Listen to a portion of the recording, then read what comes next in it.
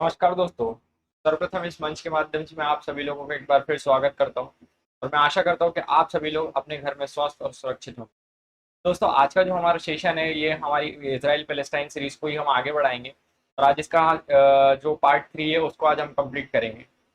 तो दोस्तों, आज जो आपके लेक्चर्स जो रहेंगे, जो सेशंस रहेंगे, वो पार्ट 4 भी आएगा इसका और पार्ट 5 भी आएगा। 3 आपके आने वाले, तो इसकी कंटिन्यू सीरीज आएगी एक पूरी की पूरी इसराइल पैलेस्टाइन के ऊपर कि किस किस तरीके का हिस्टोरिकल बैकग्राउंड रहा था, किस किस तरीके के चेंजेस आ रहे थे, क्या क्या यूरोप में चेंजेस आ रहे थे, क्या जर्मनी में चेंजेस, क्या ऑस्ट्रेलिया में और कुछ साइबेरिया में हुआ। सारी जो थिंग्स है उसको मैं एक उसका सीरीज बना रहा हूँ, जिससे क्या होगा कि आपका एक वर्ल्ड हिस्ट्री का टॉपिक क्लियर होते जाएगा और वर्ल्ड हिस्ट्री में आपको एक हॉलिस्टिक अप्रोच मिलती जाएगी, किस तरीके से आपको सारी चीज़ों को समझना है, किस तरीके से सारी चीज़ों को लिखना है और क्या करना है और किसके बाद क्या हो रहा था, किसके बाद क्या चीज़ें हो रही थी, सारा आपको आसानी से देखने को मिल जाएगा इस सीरीज में।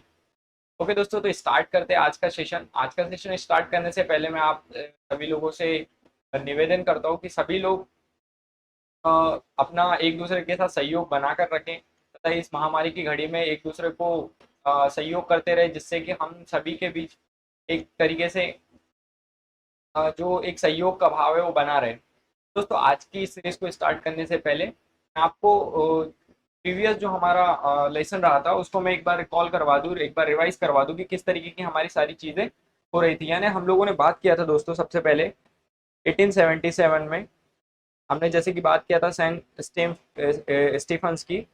तो सैन स्टीफंस की हमने बात कर चुके थे। हम लोग बात कर चुके थे ब्लैक सी के बाद हम रशिया की बात कर चुके थे। इसके बाद हम इसमें एक और चीज़ की बात कर चुके थे, वो था टर्की। टर्की को हम लोगों ने ईस्टर्न यूरोप को दे दिया था। उसके बाद जो बुल्गारिया था, सॉरी दोस्तों ये रशिया नहीं, अपना बुल्गारिया था। जो अब बुल्गारिया था हमारा, तो हम बात कर रहे थे एन स्टीफंस की में पावर अपन हम लोग देख चुके थे। बुल्गारिया, टर्की टर्की को ईस्टर्न यूरोप के अधीन दे दिया गया था। उसके बाद जो बुल्गारिया था, बुल्गारिया को पुर्तगाल के अधीन दे दिया गया था। और जो आपका ब्लैक सी था ये रशिया के अंडर में था। ब्लैक सी को रशिया के अंडर में दे दिया गया था। दोस्तों, ये सारी अभी कहानी थी। ये सारी चीज़ें जो सिल्क रूट के ऊपर चलती आ रही थी, ये किस तरीके से आगे बढ़ती और आगे बढ़ते बढ़ते जब सेंट स्टीफंस होता है 1877 में, तो ये सारी तीनों चीज़ों को डिवाइडेड कर दिया जाता है। अब दोस्तों, एक बात मैं आपको बता रहा था, किस तरीके से जो अफगानिस्तानी लोग होते हैं, जो इस्लामिक लोग हैं, वो किस तरीके से एक प्रभुत्व की भावना रखते हैं और वो एक तरीके से बने ही हुए हैं राज करने के लिए। तो दोस्तों, उन्होंने कैसे अपनी भावनाओं को धीरे धीरे करके आहत कर दिया और पूरी तरीके से नष्ट कर दी, ये बहुत ही एक सोचने योग्य चीज़ थी और एक बहुत ही ज़्यादा चिंताजनक हो गया था, क्योंकि धीरे धीरे टर्की का जो साम्राज्य है वो खत्म होता चल जा रहा था। क्योंकि टर्की क्या हो रहा था कि हर एक फ्रंट पे लड़ रहा था, वो केवल एक जगह ध्यान ना दे करके डिफरेंट डिफरेंट मैनर में ध्यान दे रहा था, जिसकी वजह से काफ़ी सारी सिचुएशंस क्या होती है, डिसबैलेंस होने लगी। और डिसबैलेंस होने के कारण उसके कारण उसका जो एम्पावरमेंट है वो पूरी तरीके से नष्ट होता जा रहा था। अब अगर हम बात करते हैं तो जहाँ, अगर हम चुनौतियों की बात करें तो जहाँ चुनौती होती है ना, वहीं पर सफलता होती है। और जहाँ चुनौती होती है वही योद्धा पैदा होते हैं। तो अगर टर्की में चुनौती है तो नो डाउट वहाँ योद्धा भी पैदा होंगे, और योद्धा पैदा होंगे तो नो डाउट कि वहाँ का डेवलपमेंट होना निश्चित है, पर अगर सही दिशा में कार्यरत किया जाए तो। अगर हम बात करें, जैसे अगर हम मेसोपोटामिया की बात करें, तो मेसोपोटामिया में एक बहुत ही खुकार जनजाति रहती थी उस समय, जैसे कि जो कि होमरूस थी। होमरू हमुरादी जो समुदाय है वहाँ, हमुरादी समुदाय एक तरीके का ऐसा समुदाय है दोस्तों जो बहुत ही ज़्यादा खुकार समुदाय था उस समय। और ये तो एकदम अलग ही था। पर दोस्तों, इसको भी अगर देखे जाएंगे तो बहुत सारी ऐसी चीज़ें होती थी दोस्तों जो मेसोपोटामिया में यानी इस्लामिक स्टेट्स में प्रेजेंट थी। एक प्रभुत्व की भावना थी सर दोस्तों उसके अंदर। दूसरी चीज़ वह था कि भारत में हिरोशिप हिरोशिप अत्यधिक है। अगर आप देखेंगे तो, अगर इंडिया के कल्चरल में बात करें और इंडिया के कंटेक्स्ट में अगर हम बात करें, सर इंडिया का आप अगर बात कर रहे हैं ऐसा, तो इंडिया के कंटेक्स्ट में किस तरीके की चीज़ है, तो इंडिया के कंटेक्स्ट में अगर बात करें तो इंडिया के अंदर जो है ना, वो हीरोशिप ज़्यादा चलती है। आइडियलशिप नहीं है, आइडियोलॉजी नहीं है, हीरोशिप है कि वो फॉलोवरशिप है, लोग उनको फॉलो करने लगे। नहीं, उन्होंने ऐसा बोला है, वो ऐसा है तो उनको फॉलो करने लगे, उनका खुद का कुछ स्वयं की कुछ सोच नहीं होता इस पे। स्वयं के तर्क वितर्क विचार विमर्श बहुत कम परसेंट लोग कर रहा। मैक्सिमम आपका अगर देखा जाए तो 10%, 100% में से 10% लोग ऐसे होते हैं उस चीज के ऊपर सोचते हैं, 90% ऐसे होते हैं जो उसके ऊपर सीधे कोई तर्क वितर्क नहीं करते, उसके ऊपर भरोसा कर लेते हैं। ऐसी चीजें के हीरोशिप जो है ना वो इंडिया में काफी ज्यादा प्रेजेंट है, और इसके कारण काफी ज्यादा नुकसान भी होता जा रहा है। तो इसको समझना बहुत जरूरी है। अब देख ही रहे होंगे आप वर्ल्ड हिस्ट्री में किस तरीके से अनबन होने से थोड़ी थोड़ी अनबन में आपके पूरे के पूरे वर्ल्ड वॉर जीते लड़ लिए जा रहे हैं। ये काफी ज्यादा चिंताजनक हो गया था। फिर इसके बाद अगर हम बात करें तो 1871 में आते आते जर्मनी का जन्म होता है, और जर्मनी केवल महज 6 साल के अंदर, जब नवजात रहता है जर्मनी, तो जर्मनी केवल 6 साल के अंदर यानी 1877 में, अगर आप 1871 में अगर लिखते हैं कि बर्थ ऑफ जर्मनी लिखते हैं आप,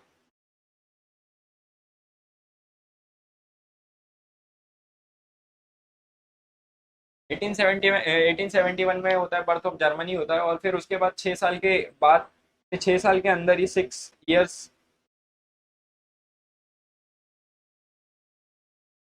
6 साल बाद ही वो 1877 में आपका जंग के अंदर कूद जाता है।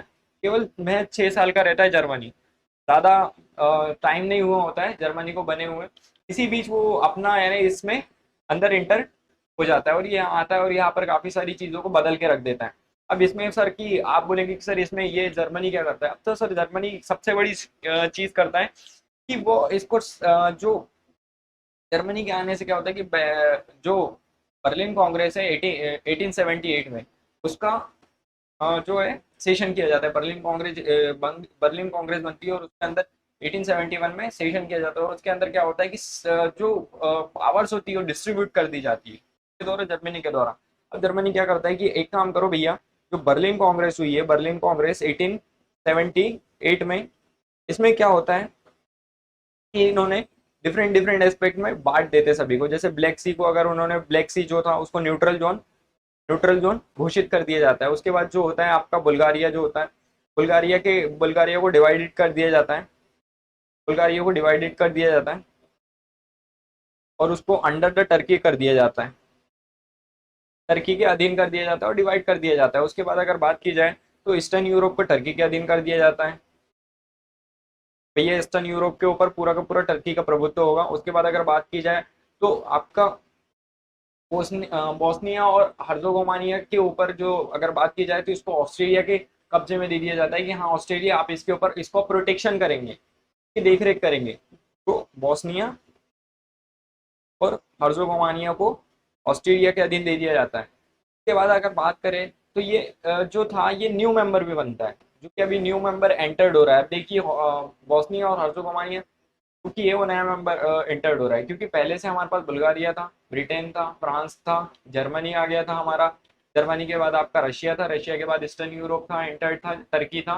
अब देखिए आप और भी कंट्रीज इसके अंदर एंटर हो किया, जैसे ऑस्ट्रेलिया आ गया है। अब आपका बोस्निया आ गया है, बोस्निया के बाद हर्जोगोमानिया आ गया है। इसके बाद अगर इसके बाद साइप्रस भी एंटर करता है, और साइप्रस के अधीन साइप्रस के अधीन ब्रिटेन को कर दिया जाता है, यानी साइप्रस के अधीन आपका ब्रिटेन आ जाता है। दोस्तों अभी आप देख रहे होंगे कि कितने सारे लोग अब इंटर्ड हो गए। मैंने आपको क्या बताया था शुरू में कि पहले 5 लोगों से ये चीज़ शुरू होती है, और 5 के बाद 7 कैसे हो जाते हैं, 7 के बाद फिर वो 9, 9 से फिर वो 11, 11 से 13, यानी लोग बढ़ते ही जा रहे हैं। पूरा पूरा स्थिरता जो है वो एक केवल जो बात थी हमारी, एक केवल केवल एक ही चीज़ के ऊपर डिपेंडेंट थी, सिल्क रूट के ऊपर। सिल्क रूट के ऊपर हमारी ये सारी की सारी कहानी प्रेजेंट थी, क्योंकि इसी सिल्क रूट के ऊपर ये सिल्क रूट भी था, सिल्क रूट भी प्रेजेंट था। उसके बाद इसके ऊपर सेकंड चीज स्विस कैनाल भी थी। उसके बाद इसमें थर्ड चीज ऑयल भी मिल गया। तो दोस्तों ये ऑयल मिलने की वजह से क्या होता है कि थर्ड चीज काफी ज्यादा उभरने लगता है ये स्टेट। ये जो एरिया है, ये एरिया इसलिए भी पनपता है क्योंकि क्योंकि मेन चीज है ऑयल, और जिसका एनर्जी पे कब्जा, उसका नो डाउट कि उसका सारी की सारी वर्ल्ड के ऊपर कब्जा हो जाता है। क्योंकि जिसके पास एनर्जी, उसके पास पैसा, इकोनॉमिक पावर होना वो लाजमी है। और अगर आप इकोनॉमिकल पावर है तो आपका एम्पावरमेंट उतना ही मजबूत होगा, एम्पावरमेंट मजबूत होगा तो फिर तो आपको कुछ करने की बहुत जरूरत है। कि जिसकी इकोनॉमी मजबूत है उसका इनडायरेक्टली सारा कुछ मजबूत हो जाता है। ई इजिकल्स टू ई का कॉन्सेप्ट मैंने आपको बताया था कि ई इजिकल्स टू ई होता है इकोनॉमी इजिकल्स टू एम्पावरमेंट। बहुत ज़रूरी है दोस्तों, अगर ये आपको समझ में आ रहा है तो इसका मतलब ये है कि आपको वर्ल्ड हिस्ट्री का धीरे धीरे आप तो आपके समझ में आ रहा है कि किस तरीके से चीज़ें बदलती जा रही है समय के साथ, किस तरीके से कितनी सारी चीज़ें बदल रही है और कितना सारा सब कुछ हो रहा है। दोस्तों एक बहुत महत्वपूर्ण महत्वपूर्ण घटना है जो होती जा रही है, इसको आप नोट करते जाइएगा। जो पर्टिकुलर जो लोग कहते हैं कि ईयर बेस पे हमें याद रखना बहुत कठिन होता है, दोस्तों ऐसा नहीं है कि ईयर बेस पे हम लोग को याद तब हो जाता है जब हम एक किसी भी सीरीज के माध्यम से समझते हैं, कार्य दशा के माध्यम से समझते हैं कि किस वाले टाइम में क्या मूवमेंट हुआ और किस टाइम में क्या मूवमेंट होने से क्या परिवर्तन है, जो कि बहुत महत्वपूर्ण हो जाता है। अगर हम किसी भी सन को याद रखेंगे तो उससे हमें उस चीज की उस टाइम की सारी चीजें क्लियर हो जाएगी, और ये बहुत ही महत्वपूर्ण तथ्य है दोस्तों।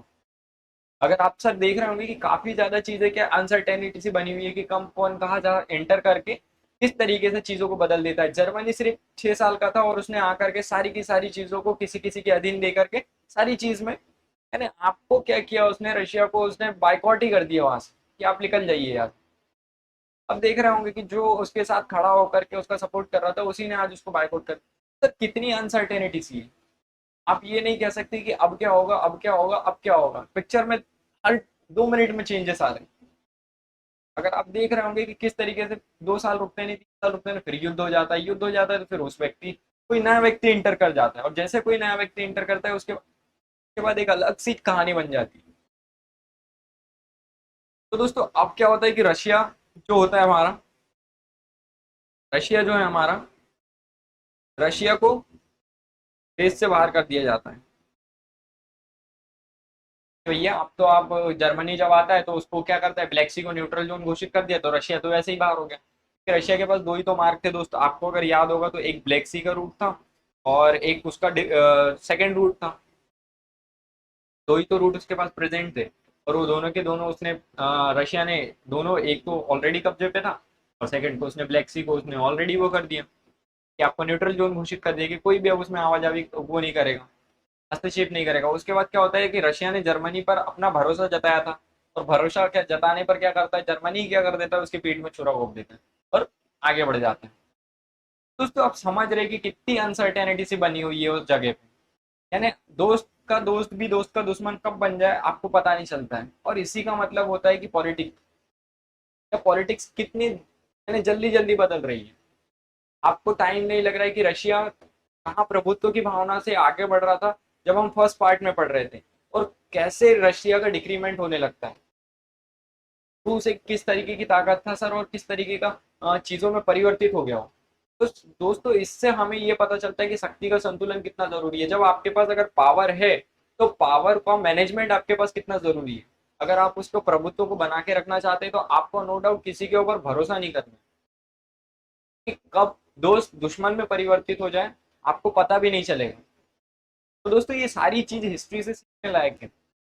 अगर हम इसको सीख करके अपनी निजी लाइफ में भी अप्लाई करते हैं तो हमें काफी ज्यादा बेनिफिट होगा। हम कभी कभी क्या होता है कि किसी चीज के लिए प्रिपरेशन करते हैं, मान के चलिए आप आईएएस के एग्जाम के लिए प्रिपेयर कर रहे हैं, आईपीएस के लिए प्रिपेयर कर रहे हैं, किसी भी स्टेट पीसीएस या किसी भी एग्जाम के लिए प्रिपेयर कर रहे हैं, और उसके बाद क्या होता है कि जब आपका दोस्त आपके घर आता है और वो आपसे कहता है भाई आज पिक्चर देख करके आ जाते हैं, हो सकता है वो उसके अच्छे इंटेंशन के लिए बोल रहा है पर इनडायरेक्टली आपका ही बेनिफिट नहीं होता, आपका लॉस हो जाता है।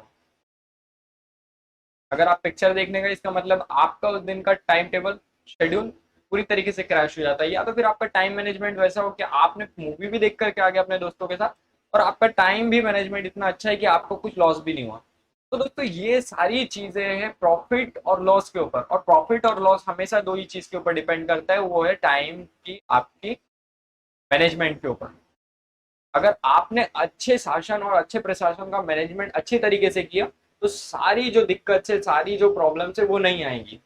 अब आप देख रहे हैं किस तरीके से एक रूट कितना कुछ डिसाइडेड कर देता है, एक रूट के कारण कितनी सारी चीजें डिफरेंट डिफरेंट तरीके से बदलती चली जाती है। कहाँ रशिया आपका नेतृत्व तो करता है और कहाँ रशिया को ही बाहर कर दिया जाता है, यानी राजा को ही उठा करके आपने बाहर कर दिया कि चलिए आपका कोई काम नहीं। कितना बदलाव है, कितनी अनसर्टेनिटी सी है, कितना कुछ, कितनी कम मोमेंट्स के अंदर चेंजेस आ जाएंगे। अब दोस्तों अगर हम बात करें तो इसके बाद क्या होता है, पैन स्लाविज्म की जो चीज, पैन स्लाविज्म होता है और उसके अंदर जो साइबेरिया है, जो पैनस्लेविज्म है,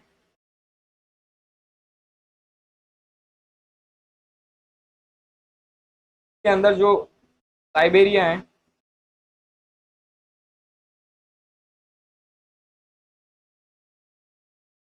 साइबेरिया है, जो साइबेरिया कहता है कि हम एक अखंड साइबेरिया बनाएंगे, हमें नहीं मानना है किसी की बात, क्योंकि स्लेव लोग थे, स्लेव लोग जो होते हैं, क्योंकि स्लेव रोज या प्रेजेंट थे,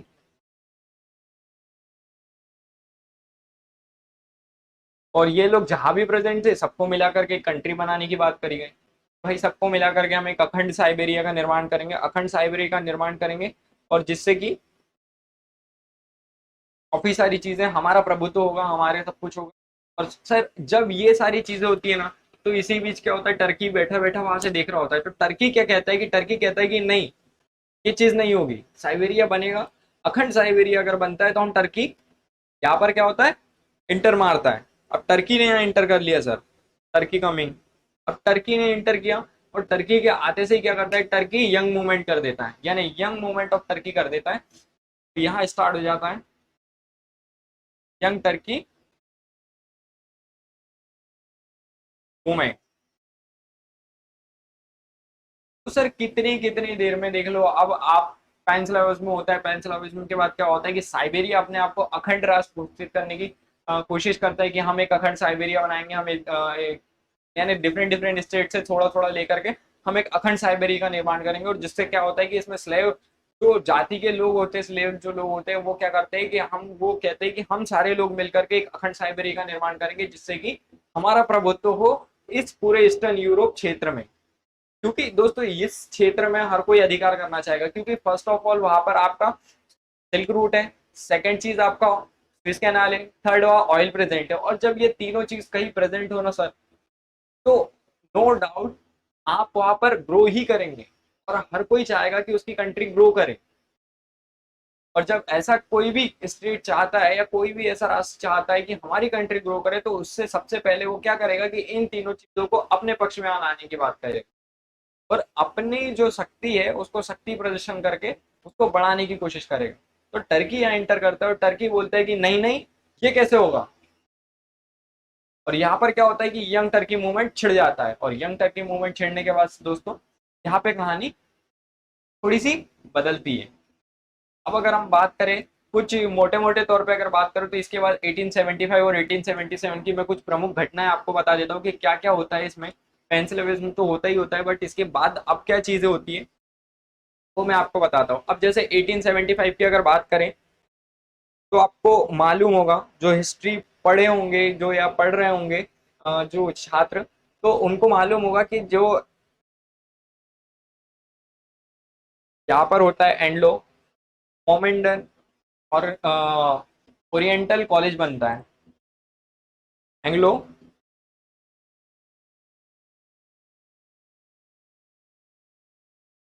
मोमेंडन ओरिएंटल कॉलेज की स्थापना होती है। और ये कॉलेज की जब स्थापना होती है, तो क्या होता है कि जो सैयद साहब होते हैं, वो सैयद साहब क्या कहते हैं कि इसका घोर विरोध करते हैं, और वो ये नहीं जानते कि इसमें जो हिंदुओं का आरक्षण दिया गया था, क्योंकि दोस्तों ये बहुत अच्छी चीज थी इस कॉलेज की, यहाँ पर जो था वो हिंदूज को पढ़ने के लिए आरक्षण दिया गया था, और आरक्षण देने के कारण काफी सारे हिंदूज ने यहाँ पर अपना शिक्षा को आगे बढ़ाया। परंतु इसमें क्या होता है कि जब हिंदुओं को आरक्षण दिया जाता है, तो इसमें क्या होता है, जो कट्टर इस्लामिक लोग होते हैं वो इसका घोर विरोध करते हैं, और घोर विरोध करने के कारण काफी सारी चीजें, काफी सारा हलचल वहां पर पनपने लगता है।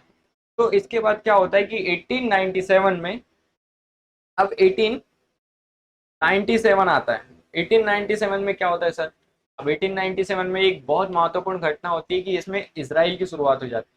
अब दोस्तों आप देखो, 1871 में आपका जर्मनी बनता है, जर्मनी 6 साल की उम्र में सारी चीज़ों को डिवाइड कर देता है, उसके बाद 1897 में आपका इसराइल बन गया, एक बड़े नेशन की नींव रखी गई। इसराइल का बर्थ होता है 1897 में, और इसराइल की जो शुरुआत होती है 1897 से। और अगर बात की जाए ना दोस्तों, तो इसराइल और पाकिस्तान को बनाने वाला एक ही व्यक्ति है। जिन्होंने इसराइल को बनाया उन्हीं ने पाकिस्तान को बनाया, और क्यों बनाया ये मैं आपको आगे के जो पार्ट है उसमें बताऊंगा कि इसराइल और जो पाकिस्तान है ये एक ही व्यक्ति ने कैसे बनाया। बहुत ही महत्वपूर्ण और बहुत ही चर्चित चीजें हैं इसके पीछे, एक बहुत ही रहस्यमयी चीज है कि किस लिए बना है।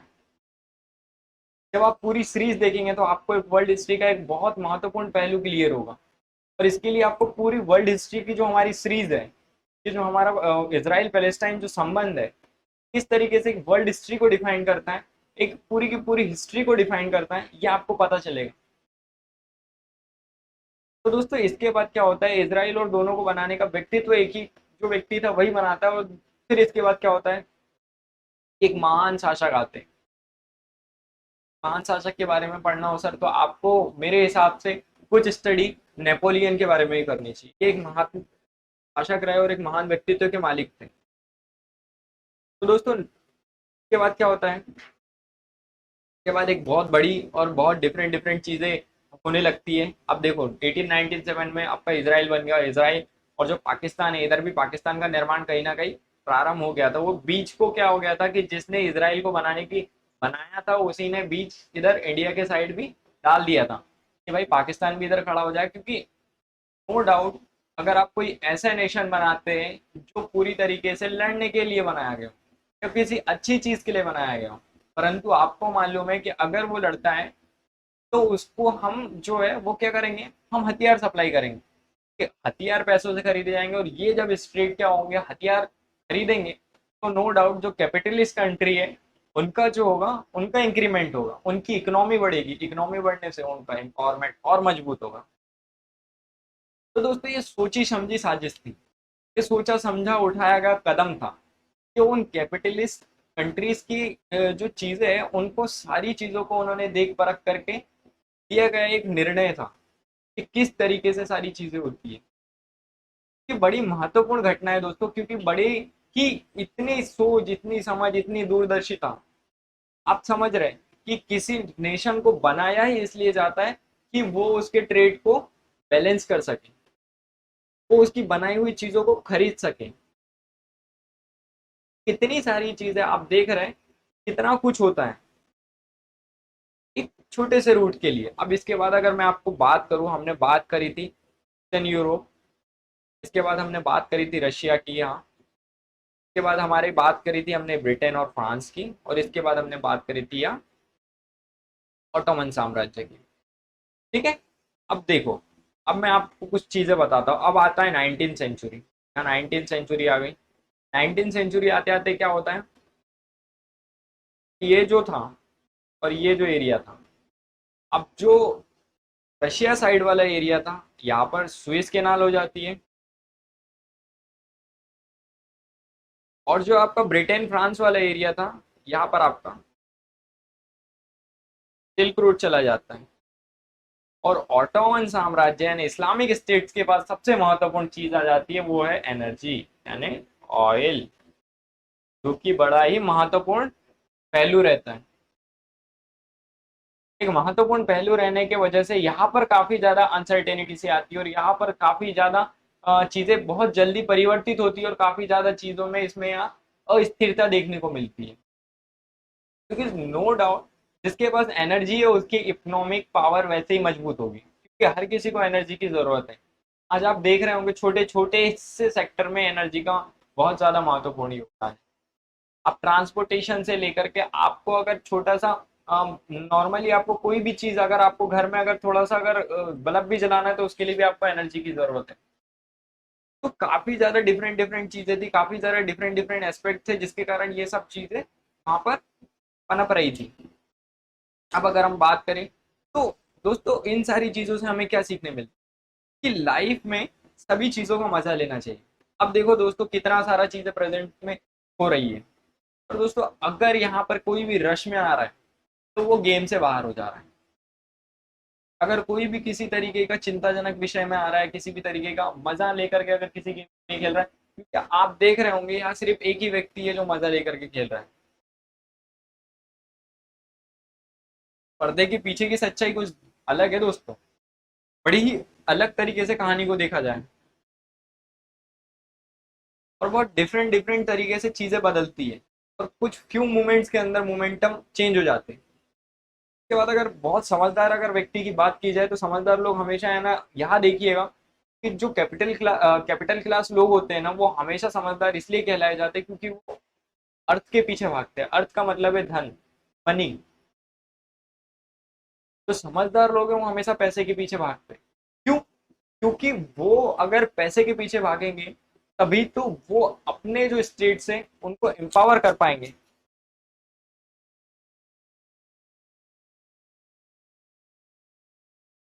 और अगर वो किसी अपने स्टेट्स को एम्पावर नहीं कर पाए तो बड़ा ही संकटजनक हो जाएगा उनके स्टेट्स को आगे बढ़ना। कि हर चीज को आगे बढ़ाने के लिए इकोनॉमी बहुत जरूरी है और पैसा मैटर करता है दोस्तों। हम कितना भी ना नकार ले, अगर आपके जेब में पैसा नहीं है तो बिल्कुल आपके पास खाने के लिए रोटी भी नहीं। आपको समझना पड़ेगा। मैं तो कहता हूँ कि आपको है ना बड़े बड़े टारगेट्स बनाने चाहिए, 1 लाख करोड़, 2 लाख करोड़, 3 लाख करोड़, 5 लाख करोड़। अरे सर नहीं कमा पाए ना 5 लाख करोड़, तब भी 1000 करोड़ पे तो पहुंच ही जाओ। क्योंकि जितना बड़ा सोचोगे ना सर, उतना बड़ा अचीव करो। अगर सोचोगे ही चवन्नी का तो मिलेगे अठन्नी। सर उससे ज्यादा क्या मिल सकता है? अगर हम हमारी सोच ही अगर 100 रुपए की है तो हमें क्या मिलेगा? ज्यादा से ज्यादा मिल गया तो 1000। उससे ज्यादा अगर देने वाले ने भी क्या दिया? सर बड़ा ही क्लियर कॉन्सेप्ट है। जितना आप सोचते हैं आपको उसका 10 गुना मिलेगा। आप सोचिए ना सर, आप कितना बड़ा सोच सकते हैं। आपने जितना बड़ा सोचा है उतनी बड़ी मेहनत अगर आपकी है तो आपको उसका 10 गुना जरूर मिलता है। ये सर ये लॉ है, लॉ ऑफ नेचर है, प्रकृति का सिद्धांत है कि जितना आप सोचते हैं और जितना आप करने की काबिलियत रखते हैं उतने का 10 गुना आपको मिलता है। परंतु सिर्फ एक ही शर्त में। अब यहाँ पर आता है परंतु। किंतु परंतु जीवन में होना बहुत जरूरी है दोस्त। सर डिफरेंट डिफरेंट तरीके से अगर आप सोचेंगे तो आपको एक ही जवाब मिलेगा कि मिलता तो है को कम किसी को ज्यादा, पर किसी को कम किसी को ज्यादा क्यों? सबको बराबर क्यों नहीं? दोस्तों उसी का कारण है क्या गया संघर्ष। आपकी मेहनत किस दिशा में, आप किस तरीके का संघर्ष करते हैं, ये डिफाइन करता है कि आपको किस तरीके का फल मिलेगा। सर आईएएस हर कोई बन सकता है, पर हर कोई क्यों नहीं बनता?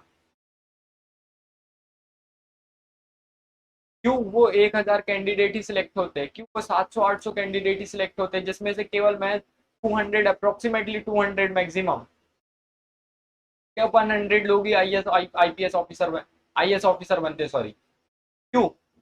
वो 100 ही लोग क्यों, उस 100 में हम क्यों नहीं? दोस्तों ये सोचने योग्य बात है, ये तर्क बितर्क की बात है। क्योंकि हमारे अंदर, क्योंकि आईएएस बनने के लिए समझदारी चाहिए और पढ़ाई से कभी समझदारी नहीं आती।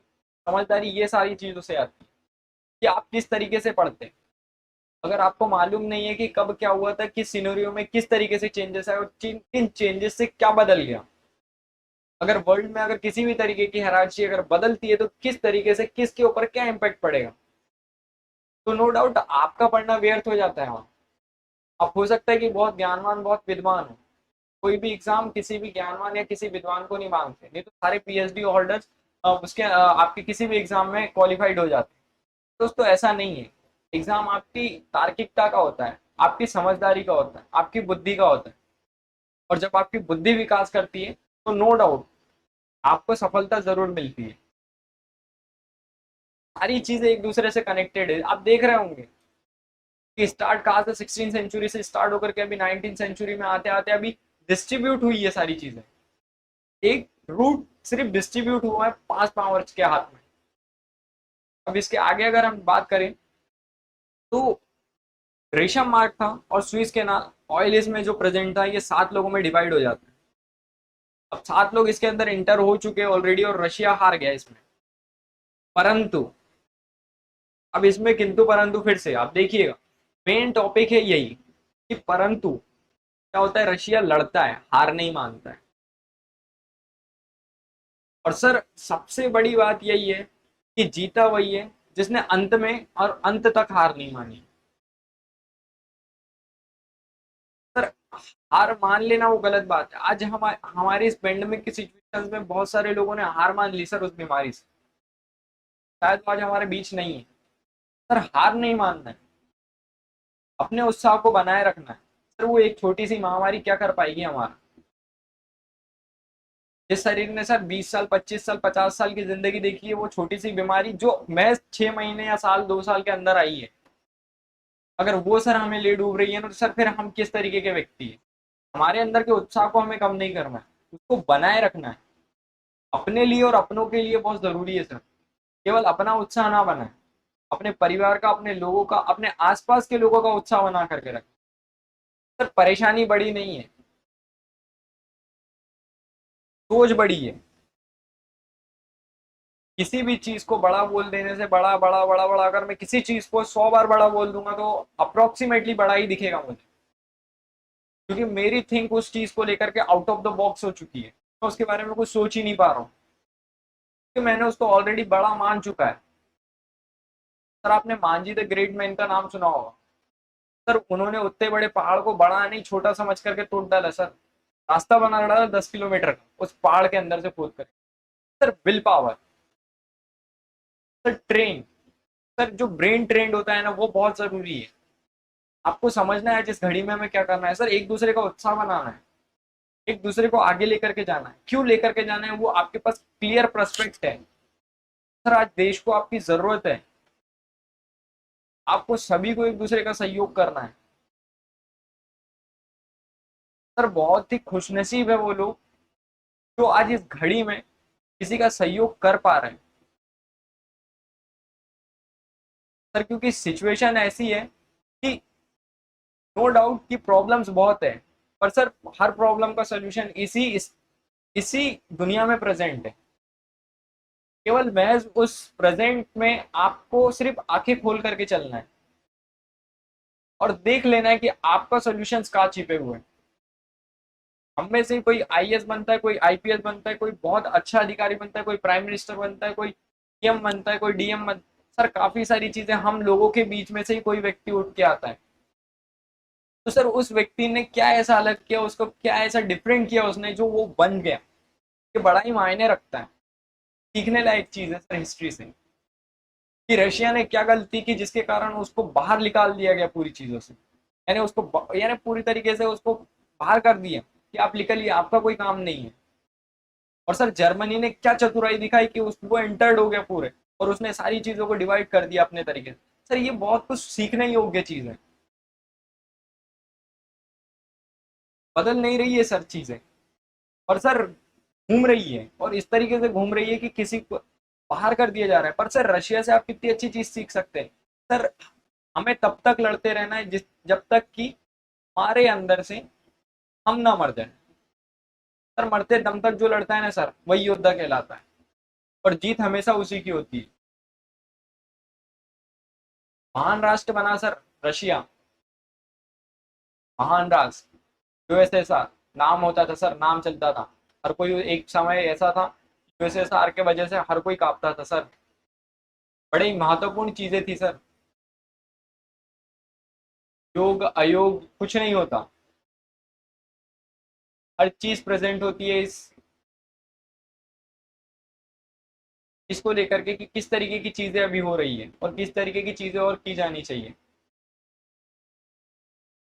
सर एक दूसरे का साथ बना के रखिए, एक दूसरे का विश्वास बना करके रखिए, किस तरीके से सारी चीजें हो रही है सर, उस चीज को बना करके रखिए।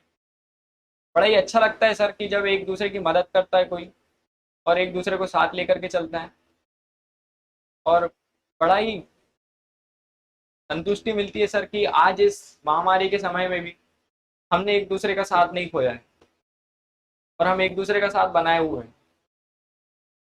तो दोस्तों इन्हीं सारी बातों के साथ मैं अपने शब्दों को विराम देता हूँ, और मैं धन्यवाद प्रकट करता हूँ उन सारे लोगों का जो इस संकट की घड़ी में भी एक दूसरे का साथ दे रहे हैं, एक दूसरे के साथ कंधे से कंधा मिला करके खड़े। उन तमाम डॉक्टर्स को, उन तमाम पुलिसकर्मियों को मैं सर्वप्रथम इस मंच के माध्यम से, और अंतिम बार तो नहीं पर हर बार उनको इस मंच के माध्यम से धन्यवाद जरूर प्रकट करूंगा, क्योंकि दोस्तों इस मुहिम में वही हमारे सबसे ज्यादा प्रेरक है, और हम उनके बलिदानों को, उनके जो है उनको कभी नहीं भूल पाएंगे। उनके अथक प्रयास हमारे समाज के लिए, हमारे देश के लिए बहुत ही महत्वपूर्ण और बहुत ही सिद्ध और बहुत ही ज़्यादा तो कहते हैं ना सर कि फ्रूटफुल साबित होंगे।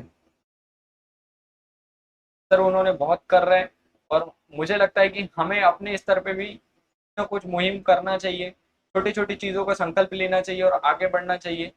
और हर किसी को अपनी जिम्मेदारियों को समझना चाहिए, समाज के प्रति, अपने देश के प्रति, अपने लोगों के प्रति अपनी जिम्मेदारियों को निभाना चाहिए। सर इन्हीं वचनों के साथ मैं अपने शब्दों को विराम देता हूँ और मैं आशा करता हूँ कि आपको ये सेशन पसंद आया होगा। और पसंद आया तो आपको लाइक, शेयर और कमेंट करने में कोई भी कमी नहीं रखनी है।